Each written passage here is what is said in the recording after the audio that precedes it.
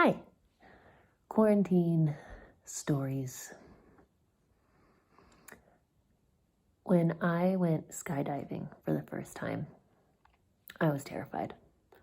I was probably the most resistant person in our group. There's 4 of us, me, Caitlin, Will, and Steve. The 3 of them really wanted to do this, and I was very reluctant. But I was like, screw it, it's the new year. Let's try this. And I remember thinking to myself and even sharing with the group that maybe I could just dissociate and leave my body during the whole experience so I don't actually have to feel it, and then it won't be scary, and then it'll be over, and then I could say that I went skydiving.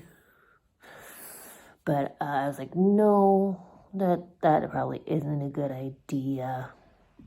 So the whole way up, because you have to fly a plane up. And these planes, it's not like a normal airplane. You're sitting without a seatbelt. There's no seats. And you're just holding on for dear life. And I was right next to the door where you launch out. And my guide was whatever her name is, my instructor, was so perfect for me because she was just with me the entire time.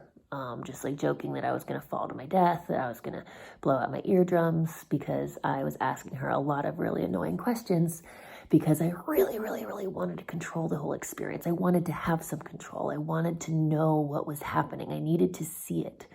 The unknown was freaking me out. And then it occurred to me that I have to trust her. I have to hand it all over. So I surrendered. And that is what surrender is. It's when you stop trying to control everything. And I wound up having a very good time when I finally did that and let go and got to experience what surrender really feels like in my body in a free fall from 14,000 feet in the air.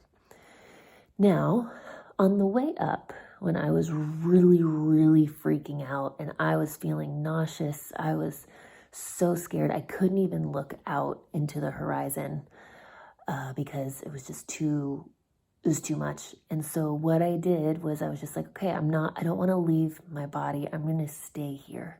And so I looked around the airplane and started finding colors that I could kind of name in my head. I'm like, okay, there's the color black. There's white. Okay, I feel a breeze. The breath that I feel in my mouth is really cold. I can feel some quivering in my toes.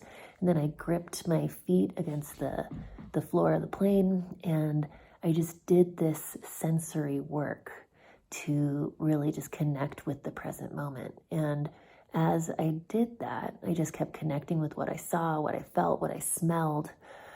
That just brought me here. And there was no room for fear when I was in my body and connected with everything that was around me. And I think that's part of the reason, actually, I know that's part of the reason I had such a phenomenal experience. And when I landed on the ground, I was just so happy, exhilarated, elated, and that energy, it didn't leave me for quite some time. And I wasn't sick the rest of the day. I was just so present and so here. So I'm relating this to COVID-19 because all we can really do right now is stay here. So you can do this with me right now. If you are feeling scared right now, first you can just acknowledge that with so much compassion. Be like, oh, okay, there's fear here. And then look around your space, look around your room. Find shapes that you recognize and name them. If you see flowers or any beautiful colors, really see those things and just let it in. If you have scents around you, give a smell. Essential oils, flowers, lotions. Give yourself a hug. Those are activities you can give your nervous planning mind it's probably having a hard time with the unknown, and you can actually know what's happening right now. That knowing in your body makes it pretty impossible to be afraid. And if fear is still there, if sadness is there, if grief is there, awesome. You get to allow those feelings too and just say, yes, honey, here we are. I'm going to include you in this human experience right now, but I'm going to stay here in my body. When you eat and taste the deliciousness. I don't care what you're eating. Enjoy it. Taste it. Chew it. Devour it. And see what that does for your state.